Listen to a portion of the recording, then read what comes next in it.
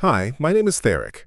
4 years ago, my family looked me dead in the eye and called my grandmother Lysenne a burden we can't afford to carry. They refused to help when she needed round-the-clock care after her stroke. I quit my engineering job and moved into her mansion in Thornfield Heights to become her full-time caregiver.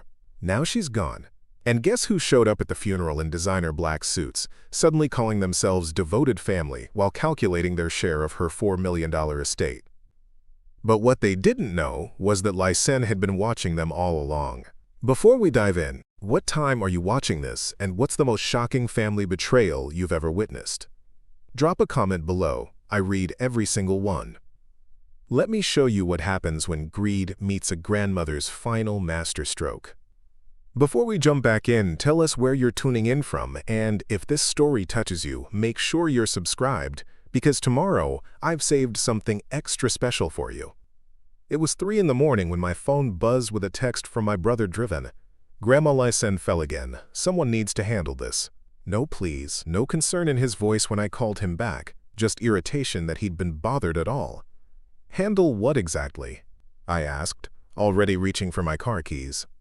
She called 911 from the bathroom floor. The paramedics took her to Ashford Memorial. Look, Therric, I've got the Henderson merger presentation tomorrow, and Janice is in Seattle closing that tech deal. You're the only one without major responsibilities right now.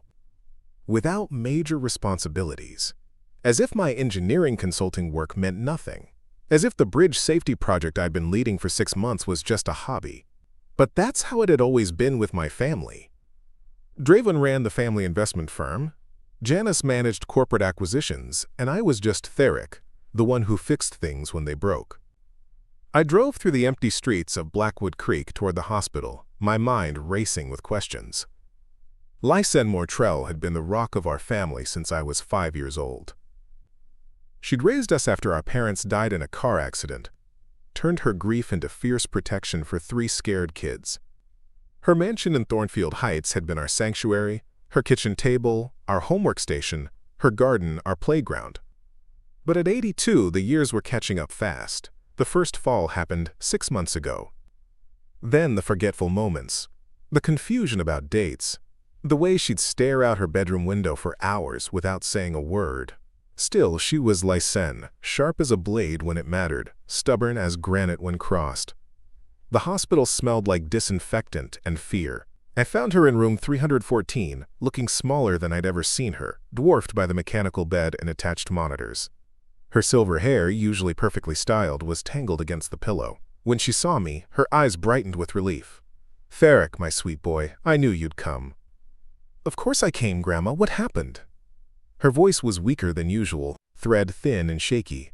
"I was getting ready for bed, lost my balance in the bathroom. Couldn't get up for 20 minutes. The cold floor, the embarrassment of calling strangers for help." She paused, squeezing my hand. "Where are the others?" I lied smoothly. "They're coming. Drevan had to arrange some things at the office, and Janice is flying back from Seattle." She nodded, but something in her expression told me she wasn't fooled. Lysenne had always been able to read people like open books, especially her grandchildren. The doctor, a tired-looking woman named Dr. Patterson, pulled me aside an hour later. "Your grandmother had a minor stroke. It's affected her balance and short-term memory. She'll need constant supervision, possibly live-in care. Has your family discussed long-term arrangements?" Long-term arrangements. The phrase sat heavy in my chest. I thought about Drevan's penthouse downtown, Janice's minimalist condo with white furniture and no room for wheelchairs or medical equipment. Then I thought about my modest apartment above the electronics repair shop on 5th Street, barely big enough for me, let alone an elderly woman who needed help getting dressed. "We'll figure something out," I told Dr. Patterson. But even as I said it, I knew the truth. Lysenne had always been the one who figured things out for us. Now it was my turn. I spent the next day making calls. Senior living facilities in Thornfield Heights rent $15,000 a month. Home health aides were $1,200 a week. Insurance covered almost nothing for long-term care. When I finally gathered my siblings for a conference call that evening, the conversation went exactly as I'd expected. $15,000 a month? Janice's voice was sharp. "Therric, that's more than most people make in a year. There have to be more affordable options." "There are," I said. 40 minutes outside the city. Places that smell like boiled vegetables and have 2 nurses for 60 residents." Maybe that's what makes sense, Drevan said. She's 82, Therric. How much quality of life is she really going to have anyway? The words hit me like a slap. She's not dead, Drevan. She's confused and unsteady, not vegetative. Be realistic, Janice cut in. None of us have the time or space to become full-time caregivers. This isn't about love, it's about practicality. I stared at my reflection in the apartment window, seeing my own face twisted with disgust. What if I did it? Silence on the line. Did what? Drevan asked. Moved in with her, took care of her myself. Janice laughed, sharp and cold. Therric, you can't be serious. You'd throw away your career to play nurse. That's not helping her, that's enabling your own martyr complex. My career is flexible. I work from home half the time anyway. For now, Drevan said. But what happens when she gets worse? And she will get worse. Dementia, more strokes, incontinence. You think you can handle that? I thought about Lysenne teaching me to tie my shoes when I was 6, sitting beside my bed when I had pneumonia at 9, driving 8 hours to my college graduation when Drevan and Janice were too busy. She'd handled everything for us without question. Yes, I said simply, I can handle it. Another silence, longer this time. Finally, Janice spoke, her voice careful and cold. If that's what you want to do with your life, Therric, that's your choice. But don't expect us to put our lives on hold, too. After I hung up, I sat in the dark for an hour, thinking about the woman who'd saved us all from foster care, who'd worked double shifts at the insurance company to pay for our schooling, who'd never missed a birthday or holiday in 25 years. Then I called the hospital and told them I'd be picking up Lysenne in the morning. The next day, as I helped her into my car, she looked up at the hospital with relief and something else I couldn't quite identify. Thank you, Therric, she said softly. I know this isn't what you planned for your life. Neither was raising 3 orphaned kids, I replied, but you managed just fine. She smiled then, the first real smile I'd seen from her in months. As we drove toward Thornfield Heights, toward the mansion that would become my new home, I caught her watching me in the passenger mirror. There was something calculating in her expression, something that reminded me of the woman who'd outsmarted insurance adjusters and intimidated school principals when we were growing up. But I was too focused on the road ahead to pay much attention to the wheels already turning in her mind. Moving into Lysenne's mansion felt like stepping back in time and forward into uncertainty all at once. The house in Thornfield Heights had been built in 1924, a sprawling, Tudor-style estate with leaded glass windows, hardwood floors that creaked with history, and a kitchen large enough to feed a small army. Growing up, we'd used maybe half the rooms. Now, with just Lysenne and me, the empty spaces felt like held breath. I set up my office in the sunroom, converting the space where Lysenne used to grow orchids into a makeshift engineering station. My computer equipment looked strangely modern against the vintage wallpaper and antique furniture, but it worked. Most of my clients didn't care where I worked as long as their structural calculations were accurate and delivered on time. The first few weeks fell into a rhythm. Mornings began with helping Lysenne shower and dress, a process that required patience and diplomacy. She hated needing help with basic tasks, often snapping at me for hovering or trying to assist too quickly. I learned to wait for her to ask, to pretend I wasn't watching when she struggled with buttons or lost her balance. Breakfast was our best time together. Her mind was sharpest in the morning, memories clearer, humor intact.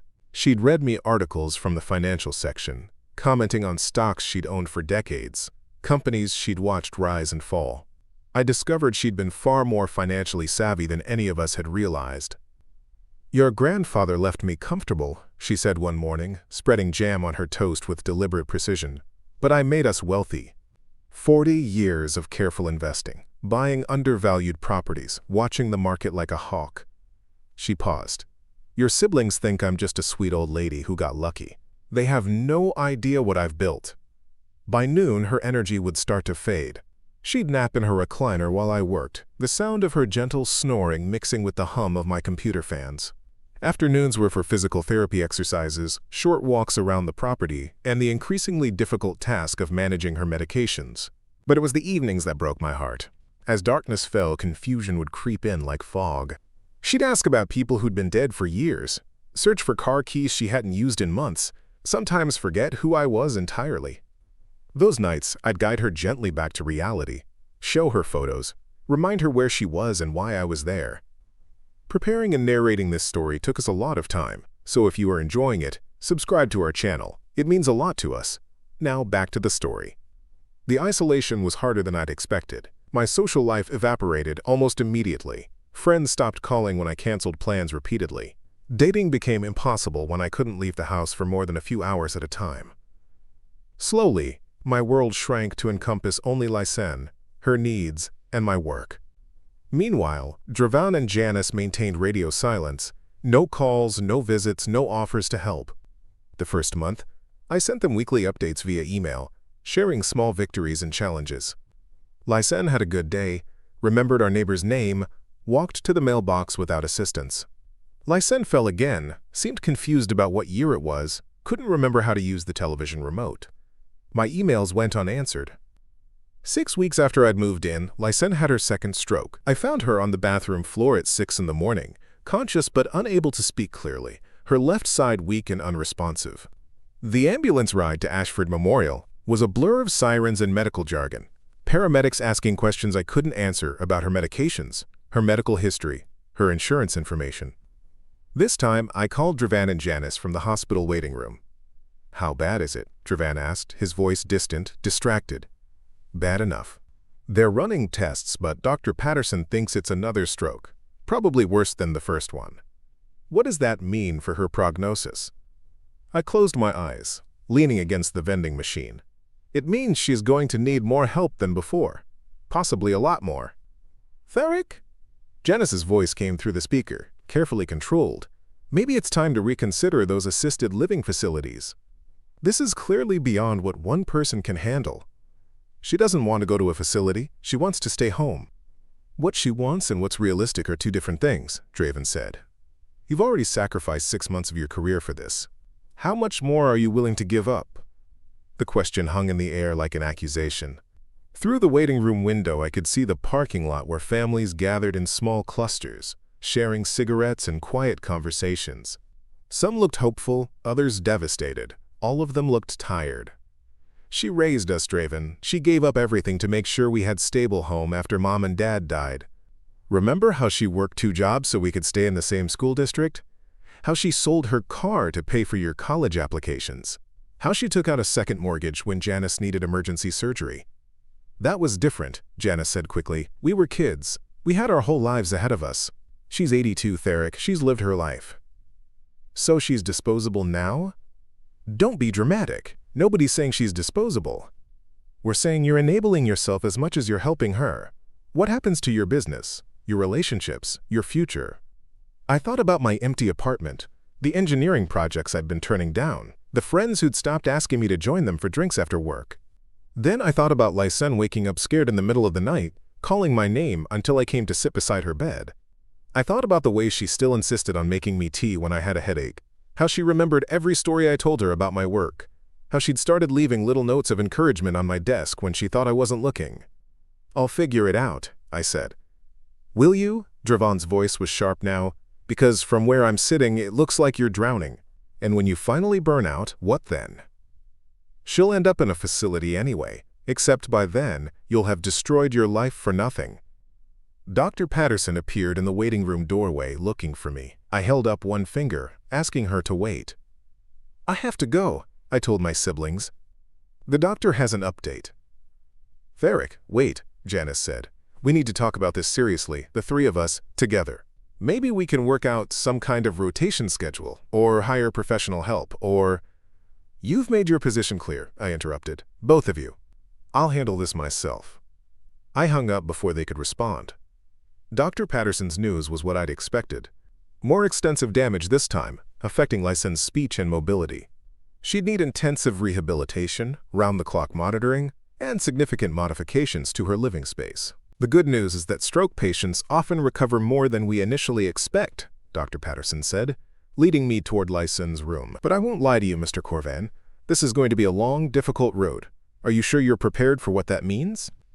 I wasn't sure of anything except that I couldn't abandon the woman who'd never abandoned us.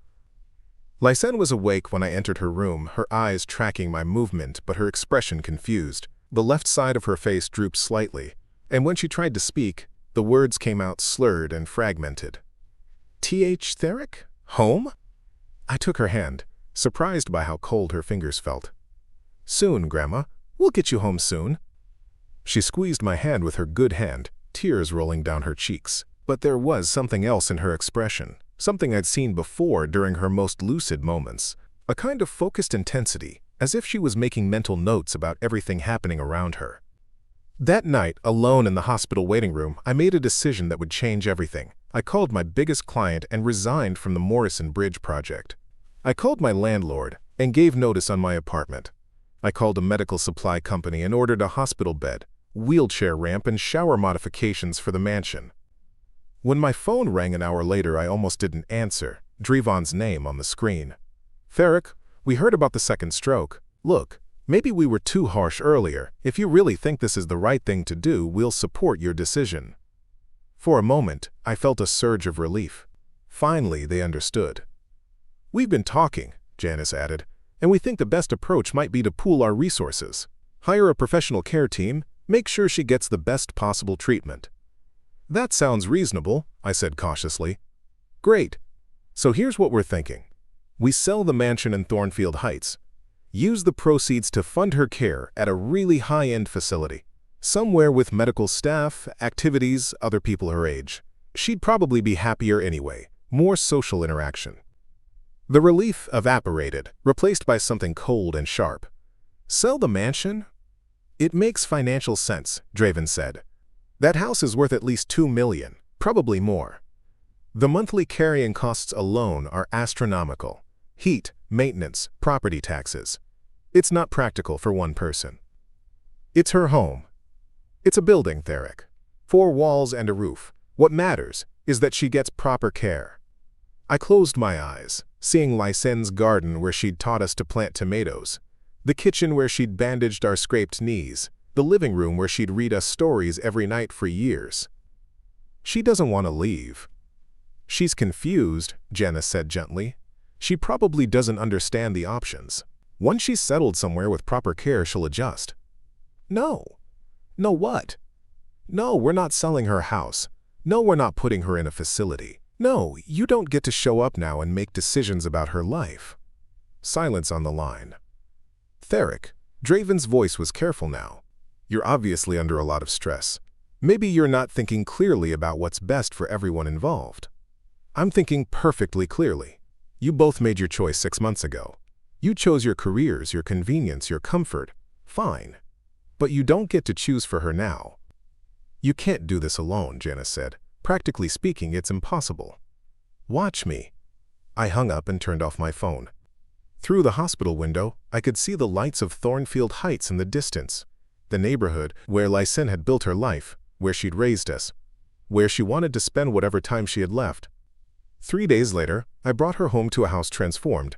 Hospital bed in the master bedroom, wheelchair ramps at every entrance, grab bars in all the bathrooms. I'd hired a part-time physical therapist and a visiting nurse, cutting deep into my savings account. But Lysenne smiled when she saw her garden, laughed when she recognized her favorite chair, cried with relief when I told her she was staying home. Thank you, she whispered, her speech still slurred but understandable. Thank you for not giving up on me. What I didn't tell her was that Drevan and Janice had stopped calling entirely. What I didn't know was that she'd been listening to every conversation, watching every interaction, cataloging every choice we'd made. And in her moments of clarity, she was planning something none of us could have imagined. Life became a carefully choreographed dance of pills and patience, exercises and emergencies. Lysenne's recovery was slower than anyone had hoped, but more complete than Dr. Patterson had initially predicted. After 3 months, her speech had improved dramatically, though she still struggled with complex words when tired. Her mobility remained limited, requiring a walker for short distances and a wheelchair for anything longer. But she could manage basic self-care with minimal assistance. The physical challenges were manageable, the financial ones were devastating. By the end of the first year, I'd burned through most of my savings. The part-time nurse cost $800 a week. Physical therapy sessions were $200 each. Medications, medical equipment, house modifications, and specialized food added another $1,000 monthly. I'd picked up freelance engineering work wherever I could find it, But working from home while caring for Lysenne meant constant interruptions, missed deadlines, and increasingly frustrated clients. I started selling things. My motorcycle first, then my photography equipment, then my father's coin collection that I'd kept for sentimental reasons. Each sale bought us another month or two, but I could see the financial cliff approaching fast. Lysenne noticed, of course. Nothing escaped her attention when she was having a good day. "Therric, where's your camera equipment?" she asked one afternoon, nodding toward the empty shelf in my office. "Stored it," I lied. "Wasn't using it much anyway." She studied my face with those sharp blue eyes. "How much is this costing you?" "Don't worry about money, Grandma. We're fine." "We're not fine if you're selling your belongings to pay for my care." I tried to deflect, but she wasn't having it. Over the next week, she pressed me for details about our expenses. Finally, exhausted and worried about the overdue notice from the medical supply company, I told her the truth. "$32,000 this year so far," I admitted, "but it's worth it. You're worth it." Her face went pale. "$32,000? Therric, that's impossible. You don't have that kind of money." "I'm managing." "By destroying your future." Her voice was firm despite the slight slur. "This has to stop." "Grandma, please, we'll figure it out." "No, we won't, because there's nothing to figure out. You can't keep bleeding money you don't have." She paused, staring out the window at her garden. Maybe Drevan and Janice were right. Maybe it's time for a facility. The words hit me like cold water. "Is that what you want?" "What I want doesn't matter. What matters is that you get your life back. This is my life. Taking care of you, living here, being your family when nobody else would. This is exactly where I want to be." She was quiet for a long time, her fingers worrying the edge of her blanket. Finally, she looked at me with an expression I couldn't quite read. "What if I told you there was another way?" "What do you mean?" She rolled her wheelchair to the window, staring out at the sprawling grounds of her estate. "This house, Therric, this property, it's worth far more than you realize." "I know it's valuable, but it's your home. I'm not selling your home." "I'm not talking about selling." She turned back to me, and for a moment, she looked exactly like the sharp, calculating woman who'd outmaneuvered insurance companies and school administrators for years. "I'm talking about using what we have more intelligently." Over the next several days, Lysenne revealed financial details that left me stunned. The mansion wasn't just her home. It was the centerpiece of a carefully built investment portfolio. She owned 3 other properties in Thornfield Heights, all rental income. She had stock holdings in over 40 companies, many purchased decades ago when they were small and unknown. Her bank accounts contained more money than I'd seen in my entire life. "Why didn't you tell me?" I asked, staring at bank statements that showed balances in the hundreds of thousands. "Because I wanted to see what kind of man you really were," she said simply. "Money changes people, Therric. I needed to know if you were caring for me because you loved me, or because you hoped to inherit something someday." The words stung. "You thought I was after your money?" "I hoped you weren't, but hope and knowledge are different things." She reached over and touched my hand. "Now I know. You've spent your own money, sold your own belongings, sacrificed your own future. You've proven that your love is real." "Of course it's real. You're my grandmother." "Biology doesn't guarantee love. Your siblings are my grandchildren, too." The observation sat between us like a stone. We both knew she was right. That weekend, Lysenne insisted on handling our financial arrangements herself. She paid off all our medical debts, set up automatic payments for ongoing expenses, and transferred $50,000 into my personal account. "For your sacrifices," she said when I protested, "and to make sure you can focus on your work without worrying about money." "I can't take this." "You're not taking it, I'm giving it. There's a difference." With financial pressure removed, life became easier in some ways and more complex in others. I could afford better care for Lysenne, but I also had more time to notice how isolated we'd become. My old friends had given up trying to maintain contact. Dating was impossible when I couldn't leave the house for more than a few hours. My world had shrunk to encompass only Lysenne, her needs, and my increasingly limited professional network. But there were compensations. Evening conversations with Lysenne that revealed depths of wisdom and experience I'd never known she possessed. Stories about my parents, childhood, family history going back generations. insights about business and life that no university could have taught me. Quiet moments in her garden, watching her face light up when she spotted a new bloom or successfully directed me in planting something. Meanwhile, Drevan and Janice remained conspicuously absent. Not a phone call, not a birthday card, not a single inquiry about Lysenne's health or my well-being. I stopped expecting anything from them, which made their silence easier to bear but no less painful.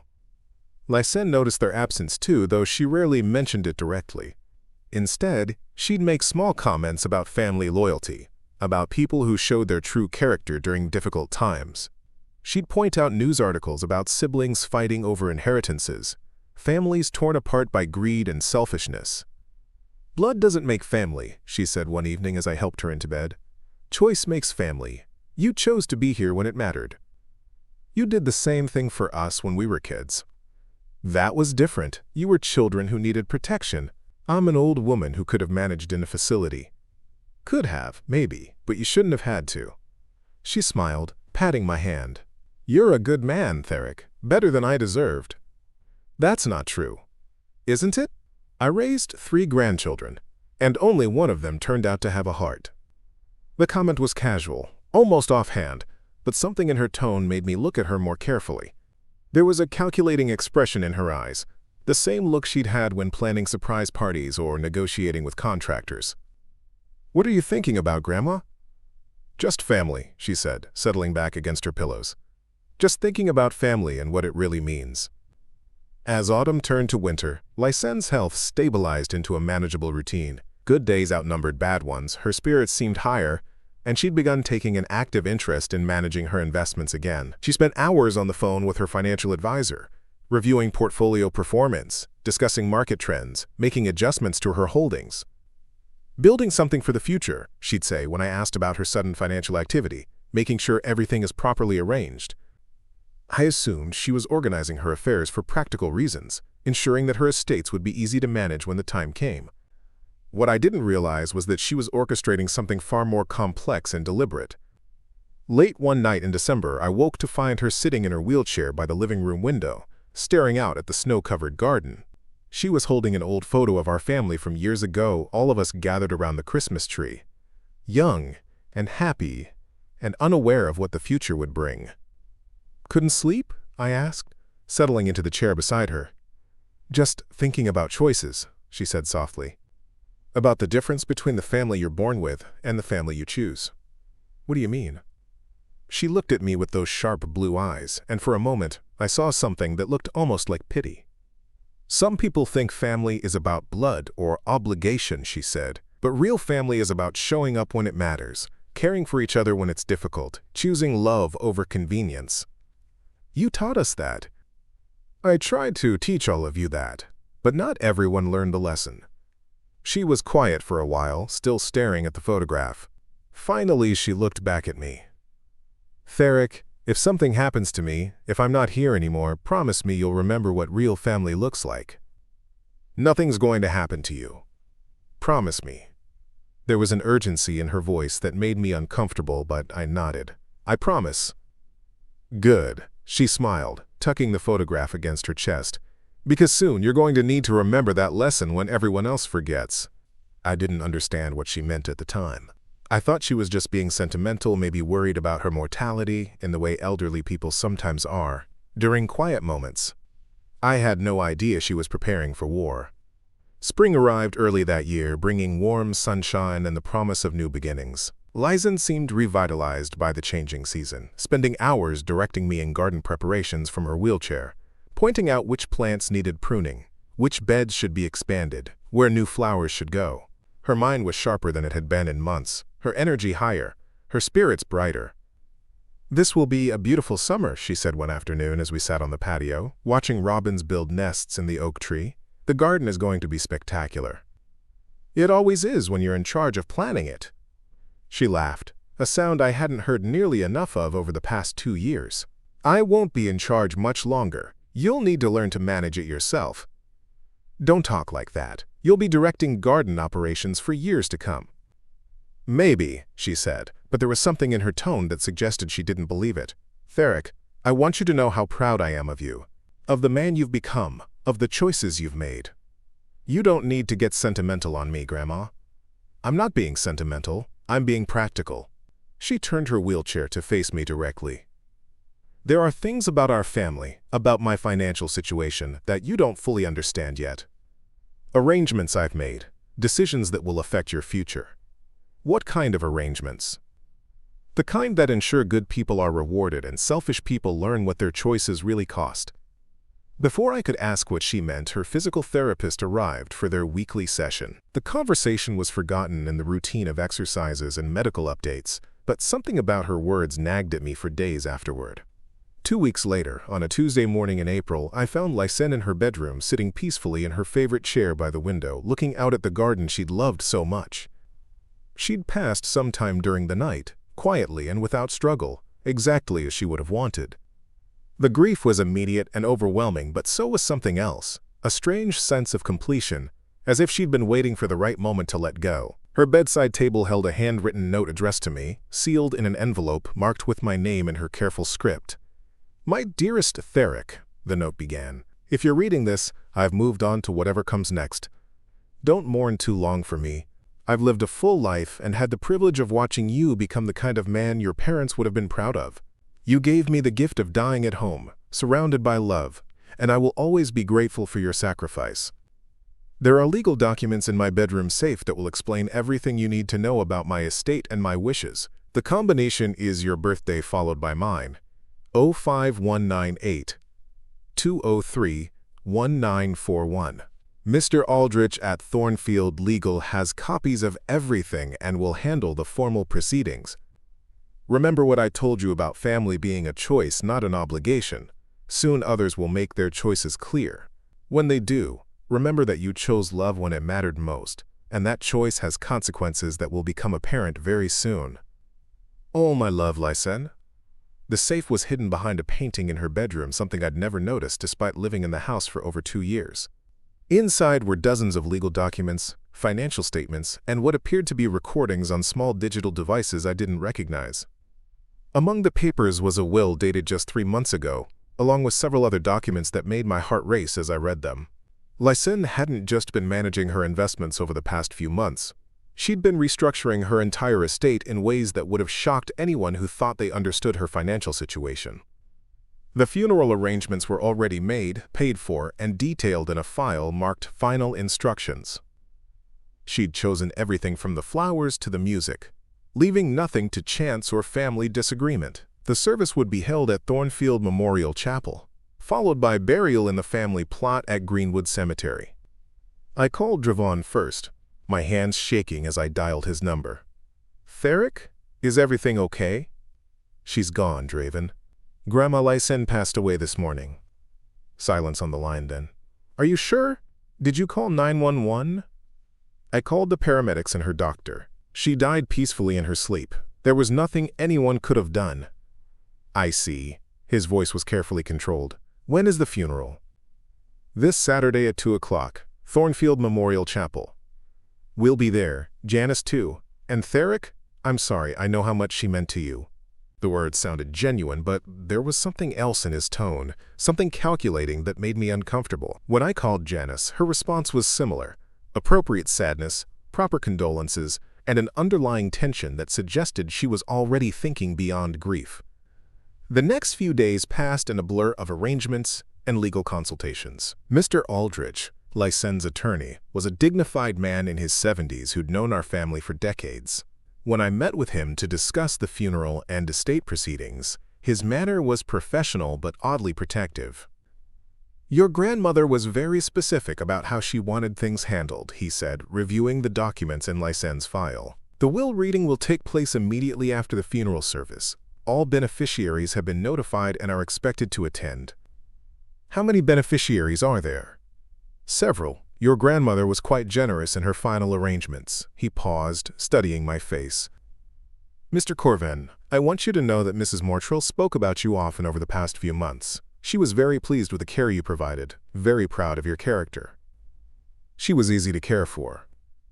"That's not what I meant." Mr. Aldrich's expression grew serious. "Your grandmother was a shrewd woman, Mr. Corven. Very little escaped her notice. and she had strong opinions about loyalty and family responsibility. I think you'll find that her final wishes reflect those values quite clearly. Saturday morning dawned gray and drizzly, appropriate weather for a funeral. I arrived at the chapel early, needing time to compose myself before facing Drevan and Janice for the first time in over 2 years. The space was smaller than I'd expected but elegantly appointed, with dark wood panels and stained glass windows that cast colorful patterns across the pews. Lysenne's casket sat at the front, surrounded by white lilies and roses, exactly as she'd specified. I placed the final photo beside it, a picture of her in her garden taken just a month before she died, smiling as she pointed out new growth on her favorite rosebush. Drevan and Janice arrived 20 minutes before the service, both dressed in expensive black suits that looked like they'd been purchased specifically for the occasion. They were accompanied by Janice's husband Malden and Drevan's new girlfriend, a woman named Avenya whom I'd never met but had heard about through mutual acquaintances.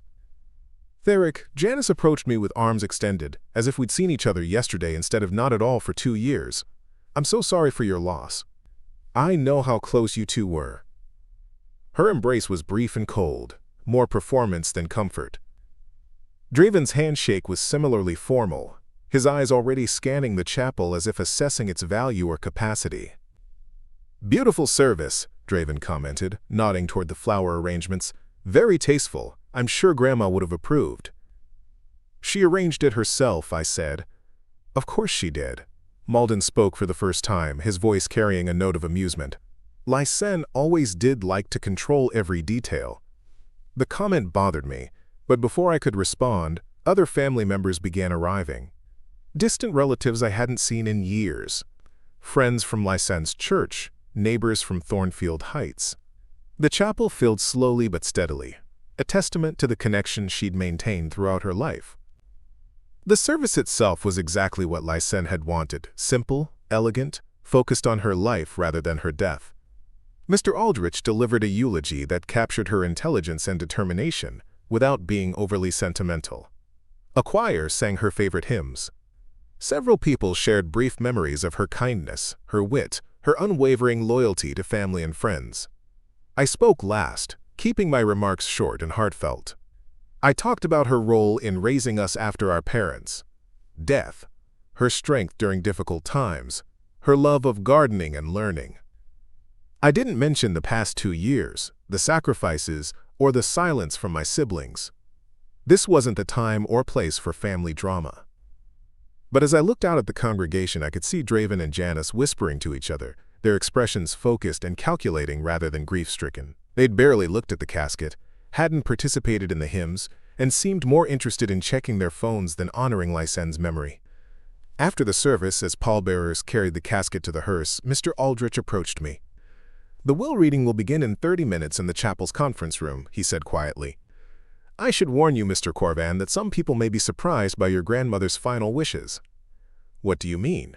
You'll understand soon enough. He paused, glancing toward Drevan and Janice, who were standing near their car talking quietly with Malden and Avenya. Your grandmother was very clear about wanting her true feelings known. She believed that difficult truths should be spoken honestly, especially when it comes to family. As the hearse pulled away toward the cemetery, followed by a procession of cars carrying family and friends, I felt a strange combination of sadness and anticipation. Lysenne was gone, but somehow I sensed that her influence on our family was far from over. In fact, as I would soon discover, the most important part of her plan was just beginning. The chapel's conference room was smaller than I'd expected, with dark wood paneling and a long table that seemed designed for serious discussions. As family members and other attendees filed in after the burial, I could feel the tension shifting from grief to anticipation. Money has a way of changing the atmosphere in any room, and everyone present knew that Lysenne had been a wealthy woman. Drevan and Janice positioned themselves near the head of the table, flanked by their spouses, their posture confident and expectant. I took a seat closer to the back, still emotionally drained from the funeral service, and unsure what to expect from the will reading. Mr. Aldrich entered carrying a leather briefcase and several sealed envelopes, his expression professionally neutral but somehow charged with significance. He arranged his materials carefully at the head of the table, then surveyed the room, making mental notes of who was present. Ladies and gentlemen, he began, We're here to fulfill the final wishes of Mrs. Lysenne Mortrell, as outlined in her last will and testament, dated January 15th of this year. Before we begin, I want to remind everyone that these proceedings are being recorded, as requested by the deceased, and that all decisions reflected in this document were made by Mrs. Mortrell while she was of sound mind and under no duress. The mention of recording equipment made several people shift uncomfortably in their seats. Drevan frowned, glancing around the room as if looking for cameras. "Is that really necessary?" Janice asked. "This is a family matter." It was Mrs. Mortrell's specific request, Mr. Aldrich replied firmly. She wanted complete documentation of these proceedings. He opened the first document. "Now, before we discuss the distribution of assets, Mrs. Mortrell asked me to share some personal messages with specific individuals." He pulled out a digital recording device, much like the ones I'd found in Lysenne's safe.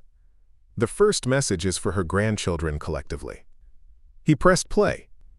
Lysenne's voice filled the room, clear and strong, exactly as I remembered it from her best days. "Drevan, Janice, and Therric, if you're hearing this, I've passed on to whatever comes next.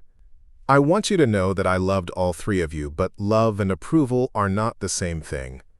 Over the past 2 years, you each had the opportunity to show what kind of people you really are when family needed you most. Your choices during that time have informed the decisions I've made about my estate." Drevan's face had gone pale. Janice was staring at the recording device with something approaching alarm. "Some of you chose convenience over compassion, self-interest over sacrifice. One of you chose love over everything else, giving up personal comfort and financial security to ensure that I could live with dignity and die at home. These choices have consequences which will become clear shortly." The recording ended. Mr. Aldrich looked around the room, his expression unreadable. "Now," he continued, "regarding the distribution of Mrs. Mortrell's estate, the total value, including real estate, investments, and liquid assets, has been assessed at approximately $4,200,000. A murmur ran through the room. Even I was surprised by the total amount, though I'd known Lysenne was well off. Drevan leaned forward eagerly. "How is that divided among the 3 grandchildren?" "We'll get to that," Mr. Aldrich said calmly. "First, there are several specific bequests to non-family members. To Mrs. Eleanor Patterson, who served as Mrs. Mortrell's neighbor and friend for 35 years, the sum of $50,000. To Thornfield Community Church, where Mrs. Mortrell worshipped for 4 decades, the sum of $100,000. To her physical therapist, Ms. Sarah Chen, who provided exceptional care during her recovery, the sum of $25,000. He continued reading through a list of smaller bequests to friends, former employees, and local charities. Each gift was thoughtful and generous, reflecting Lysenne's appreciation for people who had enriched her life in various ways. Janice was calculating rapidly on her phone. "That's about $300,000 in gifts," she whispered to Drevan. "Still leaves almost $4 million for the primary beneficiaries." Now, Mr. Aldrich said, regarding the primary distribution of Mrs. Mortrell's estate, he paused, surveying the room again. Mrs. Mortrell was very specific about her reasoning for these decisions, and she asked me to explain her thinking clearly. He opened another document, this one several pages long. "To my grandson Drevan Thorsel," he read, "who chose his career over family loyalty when his grandmother needed care, I leave the sum of $10,000. This amount represents approximately what he spent on Christmas and birthday gifts for me over the past 20 years, minus the 2 years when he provided no gifts at all." Drevan's mouth fell open. "10,000? That's impossible. There must be some mistake." Mr. Aldrich continued reading without acknowledging the interruption. "To my granddaughter Janice Vaymond, who preferred the convenience of institutional care over personal sacrifice when her grandmother suffered multiple strokes, I leave the sum of $10,000. This amount reflects her repeated advice that I should be realistic about my care expectations and accept a less expensive assisted living arrangement." Janice was on her feet now. "This is ridiculous. She can't do this. We're her grandchildren." "Please remain seated, Ms. Vaymond," Mr. Aldrich said firmly. "I'm not finished." The room had gone completely silent except for the soft whir of the recording equipment. I found myself holding my breath, unable to process what I was hearing. To my grandson Therric Mr. Aldrich continued, who sacrificed his career, his savings, his social life, and his future to ensure that I could live with dignity and die at home surrounded by love, I leave the remainder of my estate. This includes the family mansion in Thornfield Heights, all rental properties, all investment holdings, all bank accounts, and all personal possessions not otherwise designated in this document. The silence that followed was deafening. I stared at Mr. Aldrich, certain I'd misunderstood something fundamental about what he'd just read. The remainder? I managed to ask. What does that mean exactly? It means everything else, Mr. Corvan. Approximately $3,850,000 plus all real estate and personal property. Drevan exploded from his chair. This is insane! She can't leave everything to one person. We're her family too! Sit down, Mr. Thorsel, Mr. Aldrich said sharply. There's more! He activated the recording device again. Lysenne's voice returned, but this time it carried a harder edge. For those who are surprised by these distributions, I want to be perfectly clear about my reasoning. When I suffered my first stroke, I asked for help from all 3 of my grandchildren. 2 of them told me I was being unrealistic about my care expectations and suggested I accept institutional placement that would be more convenient for everyone involved. Janice started to speak, but Mr. Aldrich held up his hand for silence. One grandchild quit his job, sold his possessions, and moved into my home to provide round-the-clock care. For 2 years, he managed my medications, helped me with basic functions, drove me to medical appointments, and ensured that I never felt abandoned or forgotten. He did this at great personal cost, receiving no help or even communication from his siblings during that entire time. The recording paused. When it resumed, Lysenne's voice was steady but carried unmistakable disappointment. Drevan and Janice, you made your priorities clear when you decided that your careers and comfort were more important than family loyalty. Now I'm making my priorities equally clear. Blood relationship does not entitle you to inherit from someone whose care you refuse to share. Drevan was pacing now, his face red with anger. This is emotional manipulation. She was obviously not thinking clearly toward the end. We can contest this. Actually, Mr. Aldrich said calmly, Mrs. Mortrell anticipated that possibility. He opened another envelope. She underwent comprehensive psychological evaluation 3 weeks before her death. Dr. Rebecca Martinez, a court-certified neuropsychologist, found her to be completely competent and of sound mind when making these decisions. Her report is part of the legal record. Furthermore, he continued, Mrs. Mortrell provided extensive documentation of her reasoning, including recorded conversations, medical records, and financial statements showing the costs absorbed by Mr. Corvan during his caregiving period. Any legal challenge to this will would require proving that her decisions were irrational, which the evidence clearly contradicts. Janice was frantically typing on her phone. We need our own lawyer. This can't be legal. It's completely legal, Mr. Aldrich assured her.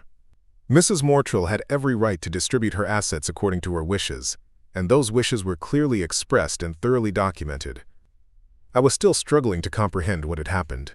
Mr. Aldrich, I never expected anything like this. I took care of Grandma because I loved her, not because I wanted her money. She knew that, Mr. Corvan. That's exactly why she made this decision. The recording device activated one final time. Therric, my dear boy, you gave me the greatest gift possible, the knowledge that real love exists in our family, even when it's rare. You chose sacrifice over selfishness, compassion over convenience. This inheritance is not a reward for your care. It's an investment in the kind of person you are and the good you'll do with these resources. The voice softened. Use this money wisely. Help others the way you helped me. Build a life that honors the love we shared. And remember that family is defined by choices, not genetics. You chose to be my family when it mattered most. As the recording ended, the room erupted in angry voices. Drevan was demanding to see additional documentation. Janice was already on the phone with what sounded like a law firm. Malden and Avenia were asking questions about legal precedents and appeal processes. Through it all, I sat quietly, overwhelmed by the magnitude of what Lysenne had done and the wisdom behind her decisions. She'd seen exactly who we all were during her time of greatest need, and she'd structured her final wishes to reflect those truths. But as I looked at my siblings' faces twisted with anger and greed, I realized that the battle was just beginning. They weren't going to accept this quietly. and the war for Lysenne's estate was about to become very public and very ugly. What I didn't know yet was that Lysenne had prepared for that possibility too, and her final surprises were still waiting to be revealed. The first legal challenge came exactly 1 week after the funeral. Drevan and Janice had hired Kellerman and Associates, a prestigious law firm from downtown that specialized in estate disputes. Their strategy was predictable. Claimed that Lysenne had been mentally incompetent when she made the will, that I had exercised undue influence over her decisions, and that the distribution was so dramatically unfair that it couldn't possibly reflect her true intentions. I received the legal papers on a Thursday morning, delivered by a courier who looked apologetic about disrupting my grief. The language was formal and accusatory, painting me as a manipulative caregiver who had isolated an elderly woman from her family and coerced her into changing her will. Plaintiff alleges that defendant systematically alienated the deceased from her other grandchildren through false statements and emotional manipulation, one section read. Furthermore, plaintiff contends that the defendant's constant presence during the deceased's final years created an environment of undue influence that compromised her ability to make rational decisions regarding her estate. The accusations stung, partly because they were so far from the truth, and partly because I could see how they might sound convincing to someone who didn't know our family's real history. If you didn't know that Drevan and Janice had refused to help when Lysenne needed care, their version of events might seem plausible. I called Mr. Aldrich immediately. "I was expecting this," he said calmly when I read him the key allegations. "Your grandmother was expecting it too. In fact, she spent considerable time preparing for exactly this scenario." "What do you mean?" "Mrs. Mortrell was a meticulous record-keeper, Mr. Corvan. She documented everything during her final 2 years, including every conversation with your siblings, every medical appointment, every financial decision. She also made some additional recordings that weren't played during the will reading." "What kind of recordings?" "The kind that would be very useful in defending against claims of isolation and manipulation. Can you come to my office this afternoon? There are materials your grandmother wanted you to see if her will was contested." Mr. Aldrich's office was located in a converted Victorian mansion near downtown Thornfield Heights, all dark wood and leather-bound law books.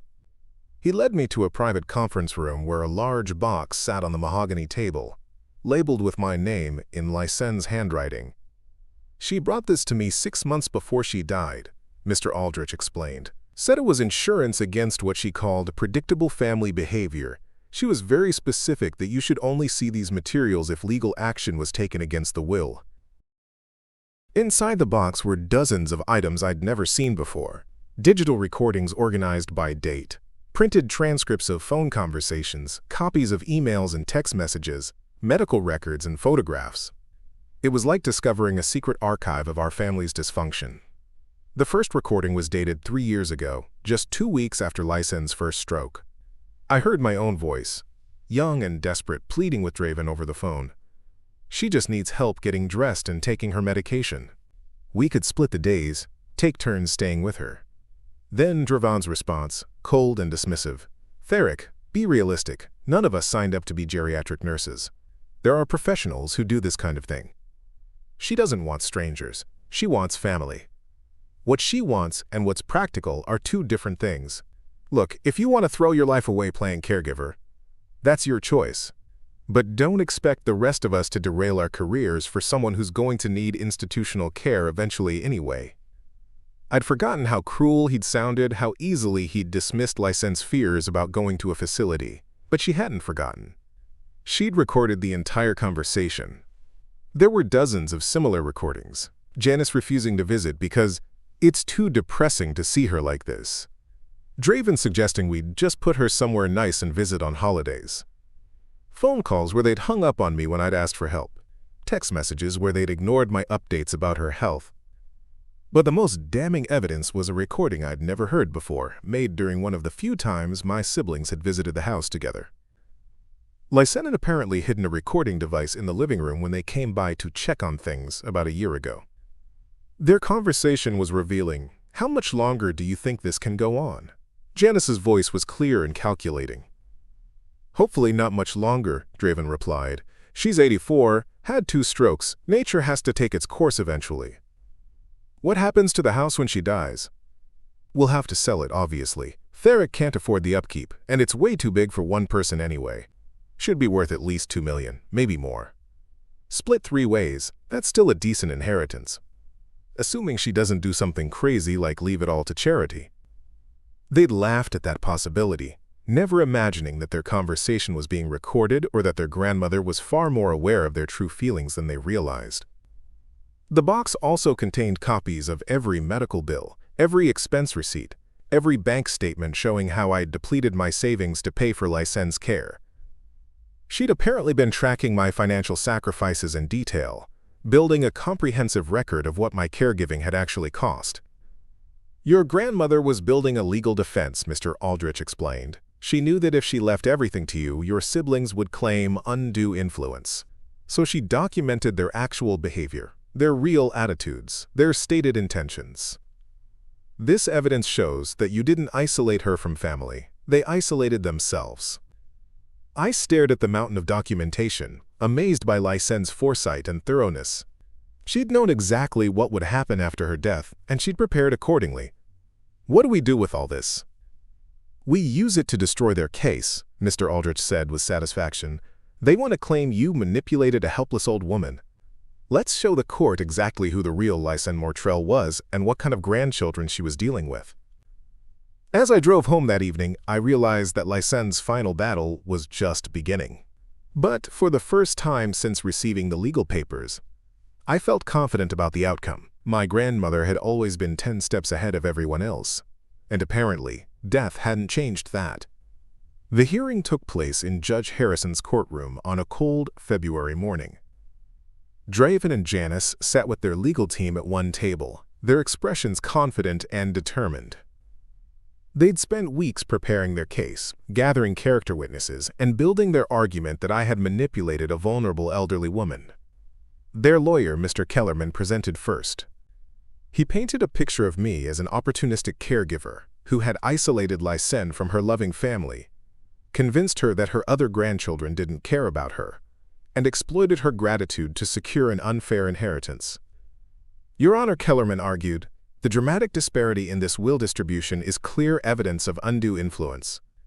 No rational grandmother would leave 99.5% of her estate to one grandchild while giving token amounts to the others, unless she had been systematically manipulated into believing false narratives about her family relationships. Drevan and Janice nodded along, playing their roles as grieving, wronged grandchildren perfectly. Then Mr. Aldrich stood up, carrying a tablet and a small speaker. Your Honor, the defendants would like you to hear Mrs. Mortrell's own words about her family relationships. These recordings were made by Mrs. Mortrell herself, without coercion, as part of her estate planning process. The first recording filled the courtroom, Lysenne's voice clear and sharp. I want to be absolutely clear about my reasoning. When I suffered my first stroke and needed help, I called all 3 of my grandchildren. Drevan told me I was being unrealistic about my care expectations. Janice suggested I should accept institutional placement because it would be more convenient for everyone. Only Therric offered to help. Drevan shifted uncomfortably in his seat. Janice was staring at the speaker with growing alarm. Mr. Aldrich played the recording of their conversation in Lysenne's living room, where they discussed selling the house after her death and laughed about her possibly leaving money to charity. The courtroom was silent, except for their captured voices discussing her death like a business opportunity. Furthermore, Mr. Aldrich continued, Mrs. Mortrell documented every attempt Mr. Corvan made to include his siblings in her care. Here are copies of dozens of texts and emails he sent, trying to arrange visits, asking for help with medical appointments, requesting assistance with expenses. He presented screenshots showing my repeated, ignored attempts to involve them, messages like, Grandma's asking about you, and could you visit this weekend, with no responses. Judge Harrison reviewed the evidence quietly, her expression growing stern. Finally, she looked up at Kellerman. Counselor, your clients claimed they were loving, devoted grandchildren who were kept away from their grandmother. This evidence suggests they voluntarily chose not to participate in her care for over 2 years. How do you reconcile that? Kellerman stammered, clearly unprepared for the mountain of documentation. Your Honor, my clients were dealing with demanding careers and— So was Mr. Corvan, the judge interrupted. Yet he managed to provide full-time care while maintaining his professional responsibilities. She turned to Drevan and Janice. "I've heard enough. Mrs. Mortrell's will clearly reflects her true wishes, based on her grandchildren's actual behavior, rather than their stated intentions. The distribution stands as written." The gavel fell with finality. Drevan and Janice sat in stunned silence as their expensive legal team packed up their materials. Outside the courthouse, they tried to approach me one last time. "Therric, please," Janice said desperately. "We can still work something out. Family should stick together." I looked at them both, remembering Lysenne's words about choices and consequences. "You're right," I said calmly. "Family should stick together. That's exactly what Grandma Lysenne taught me." I walked away, leaving them standing in the February cold, finally understanding what their choices had cost them.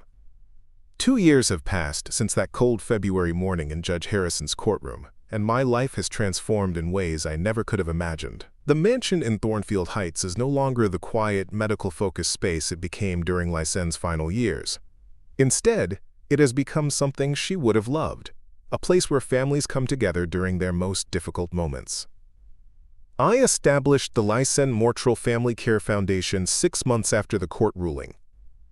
Using a significant portion of the inheritance, we provide financial assistance and support services to families caring for elderly relatives at home. We pay for medical equipment, home modifications, respite care, and sometimes just grocery bills when someone has chosen family responsibility over financial security. The foundation operates out of the mansion's east wing, which I converted into offices and meeting spaces. We have 12 full-time staff members now, including social workers, financial counselors, and care coordinators. Every week, we help families avoid the impossible choice between career survival and caring for someone they love. Last month, we assisted a woman named Patricia, whose mother had Alzheimer's. Patricia had been fired from her job for taking too many days off to handle medical emergencies, and she was facing eviction while trying to manage her mother's deteriorating condition. We paid her rent for 6 months, helped her find flexible remote work, and arranged for professional respite care twice a week so she could maintain some semblance of her own life. "You saved us," Patricia told me during our last meeting, tears streaming down her face. "I thought I was going to have to choose between keeping my apartment and keeping Mom at home." "Someone once did the same thing for me," I replied, thinking of Lysenne's financial intervention during my own period of sacrifice. The foundation has helped over 300 families so far, and the work has given my life a purpose I never expected. But it's not just about the money. We also provide something equally valuable: the knowledge that you're not alone when you make the difficult choice to prioritize love over convenience. I still live in the mansion, though I've renovated extensively. Lysenne's bedroom is now my office, where I can look out at the garden she loved while reviewing grant applications and care plans. The sunroom, where I used to work as an engineer, is now a comfortable meeting space where families can discuss their situations without feeling judged or rushed. My personal life has found balance too. I'm dating someone now, a woman named Clara who works as a nurse at Ashford Memorial. She understands the caregiving world, respects what I went through with Lysenne, and shares my belief that family obligations are not burdens to be avoided but privileges to be embraced. Clara was actually one of Lysenne's nurses during her final hospital stays, though we didn't reconnect until last year when she attended one of our foundation's fundraising events. "Your grandmother talked about you constantly," she told me on our first date. "She was so proud of the man you'd become, but also worried that you were sacrificing too much of your own happiness." "She would have liked that I found someone who understands," I said. "She would have liked that you found someone who appreciates what you did for her."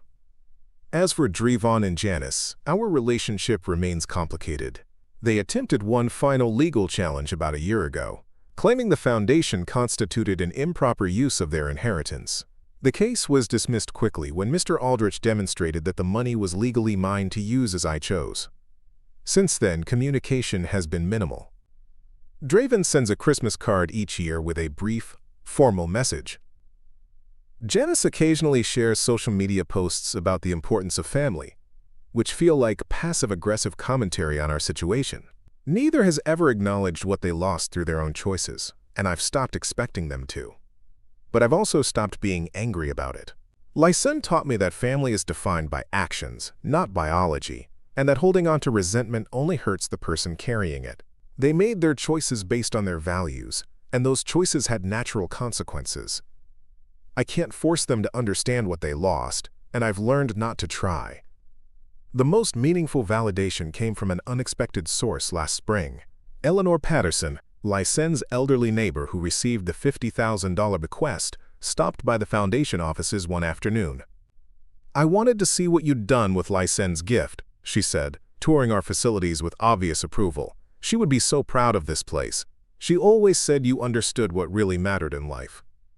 "What did she mean by that?" Eleanor smiled, patting my arm gently. "She meant you knew the difference between having a family and being family. Not everyone learns that lesson even when life tries to teach it to them." Every evening, I walk through Lysenne's garden, which I've maintained exactly as she designed it. The roses bloom each summer, the herbs grow wild and fragrant, and the oak tree continues to shelter generations of robins building their nests. Sometimes I sit on the bench where we used to plan the next day's plantings, and I can almost hear her voice offering gentle corrections to my gardening technique. The pocket watch she gave me during her first hospital stay sits on my desk in its own small display case. It still keeps perfect time, still ticks with the steady rhythm of promises kept and love honored. When people ask me why I chose to care for her instead of pursuing my own career advancement, I think about that watch and what it represents. The understanding that some things are more valuable than money, more important than convenience, more lasting than professional achievement. I learned that real wealth isn't measured in bank account balances or property values. It's measured in relationships built through sacrifice, trust earned through consistency, and love demonstrated through action when action is difficult. Lysenne's final gift wasn't the money she left me. It was the lesson she taught me about what family really means and the opportunity she gave me to build a life based on those values.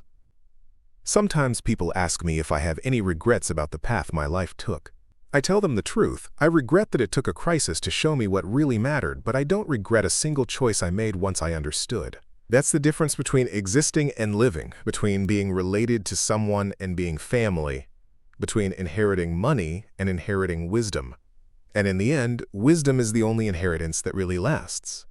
5 years later, I received an unexpected phone call on a Tuesday afternoon in September. The voice on the other end was hesitant, unfamiliar, yet somehow recognizable.